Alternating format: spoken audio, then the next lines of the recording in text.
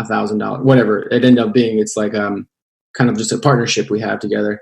And the focus right now is getting into film and television, like licensing, because obviously playing live shows is great and I enjoy it, but I know it can't last forever.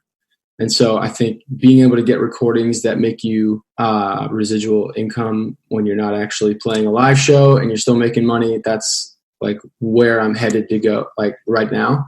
And so we're working on a documentary right now to do music for, just writing songs like in the style of. And so it's kind of fun because we get to just write whatever songs we want that have the right vibe for certain parts of a documentary, or hopefully we'll move further than that and we start doing commercials and film and TV and stuff like that. But right now it's like I said, like one step at a time and just keep pushing forward.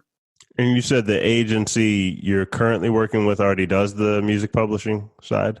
The agency doesn't. This is a studio in DC that I work with. Okay, that's right. Yeah, they have a bunch of contacts. They're like spread out. They're in DC, New York, and LA, but it's all one company. And so it's moving. It's kind of a new company, so it's kind of like we're all starting this together. It's kind of fun.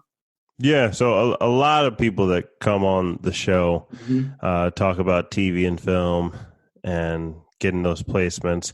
A little bit of a slow burn, but once it's picking up, then right. They all say those residual checks coming in. Yeah, I mean, I make a little bit from streaming, but like I said, I think I got a check from Sound Exchange. I don't know if you have talked about that, but that's like kind of all the extra stuff that no one else grabs. As far as mechanical and like streaming royalties, and it was like $39 yesterday, so that was pretty cool. It's not a lot of money, but it's it's something, and you gotta keep pushing to try and get more of those checks, I guess. So it's kind of where I'm going. Yeah. That's up. Good. No, it's fine.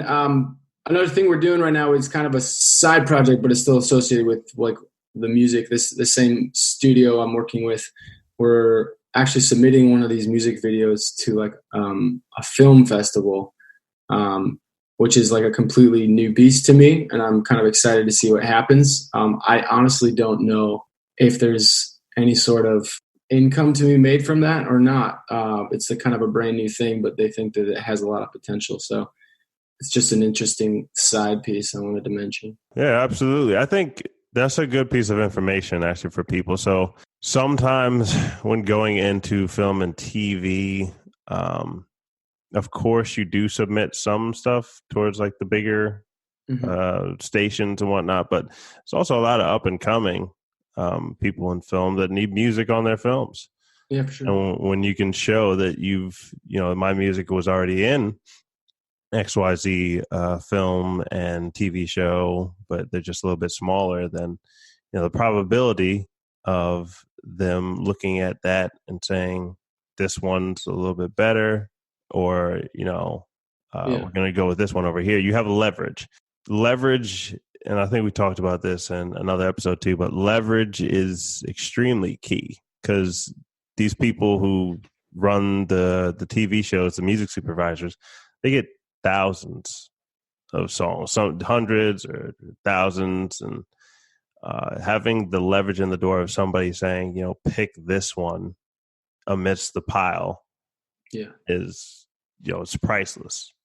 It totally is. I think it's important to be open to right when you're starting off. I know people always value their own music, right? And you should. You need to value it, or no one will. But it's important to kind of be open to taking those smaller things. Like you're not going to get a McDonald's commercial from the top that pays like $50,000 or something like that, right? So just be open to taking smaller things, and because like you just said, like gives you leverage in the future. Exactly. Yeah.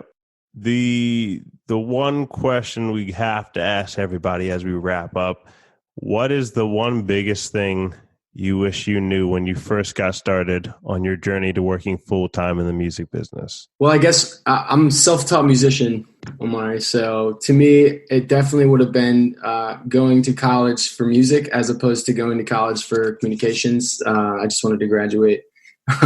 So to me, it would definitely be going to college for music and really knowing the music side, not even the music business side, but that's very important. Also studying that, but to know your craft from the beginning would have been incredibly helpful, because I've been playing, a little bit of catch up when I get to DC, and I'm playing with these musicians that are all like jazz masters and they know exactly what's going on. And I'm just kind of like sitting over here, like I can sing, but my guitar is like self-taught. It's a little bit, so I'm fine now, but it definitely took me longer than it would have if I would have put the effort in at a younger age to be more proficient at like my instruments.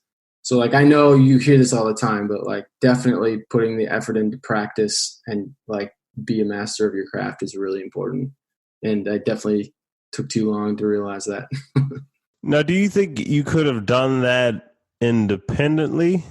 Or do you think or not even to say independently, with outside education besides college? Or do you think the college route was best for you?